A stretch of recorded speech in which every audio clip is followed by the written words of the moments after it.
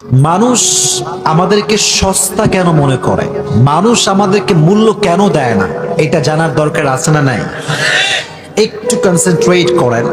মানুষ আমাদেরকে সস্তা কেন মনে করে? দেখেন, পৃথিবীতে যত কিছু অ্যাভেইলেবল, চাইলে হাতের নাগালে পাওয়া যায়, খুব খেয়াল করে দেখবেন এগুলোর মূল্য মানুষ দিতে চায় না। For example, now I'm taking the breath. এই যে শ্বাস নিলাম না, এই শ্বাসটাকে আল্লাহ তাআলা অ্যাভেলেবল করে দিয়েছেন। যে কোনো মুহূর্তে যে কোনো মানুষ শ্বাস গ্রহণ করতে পারে, বাট যেহেতু এই শ্বাস নেওয়াটা অ্যাভেলেবল, যখন তখন পাওয়া যায়, তাই মানুষ নিঃশ্বাসের গুরুত্ব বোঝে না। আবার দেখেন, প্রচুর পরিমাণে অলওয়েজ বৃষ্টি হচ্ছে বৃষ্টি হচ্ছে বৃষ্টি হচ্ছে, মানুষ বৃষ্টির মূল্য হারিয়ে ফেলবে।